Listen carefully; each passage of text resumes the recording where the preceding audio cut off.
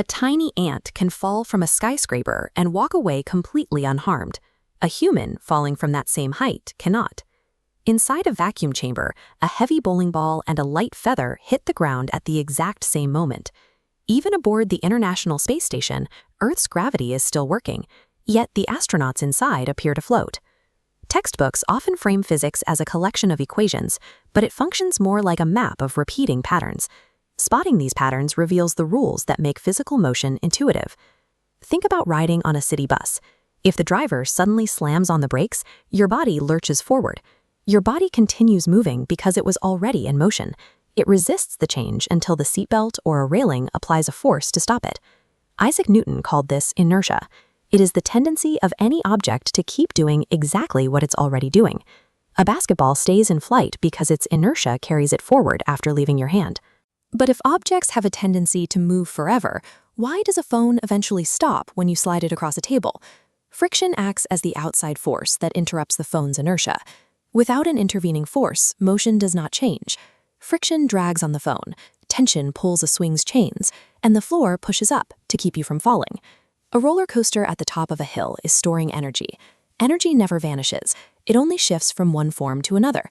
The height of the hill represents potential energy. As the cart drops, that potential transforms into kinetic energy, the energy of speed. Even energy that seems lost just changes shape. Friction converts some of that speed into heat, warming the wheels and the track. Humans follow this same rule, converting chemical energy from food into mechanical energy to run. Every interaction we've seen is simply energy changing its appearance under the influence of forces. These same rules extend beyond our atmosphere, where gravity behaves in ways that can seem contradictory. The International Space Station orbits about 250 miles up.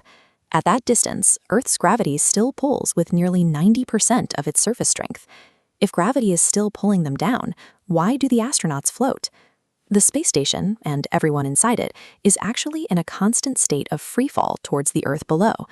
The station moves sideways at 17,500 miles per hour.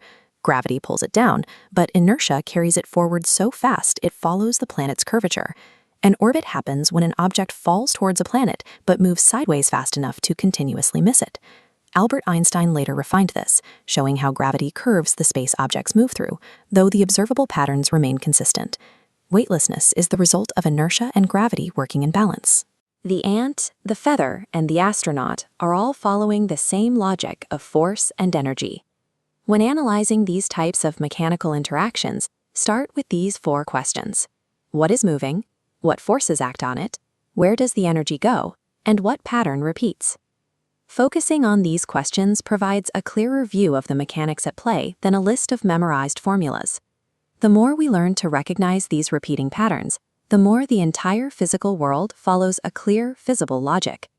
If these demonstrations provided a new perspective on how the world moves, give it a like. And subscribe to Spot It, where we look at the rules behind how things work. Recognizing these patterns changes how you look at every movement around you.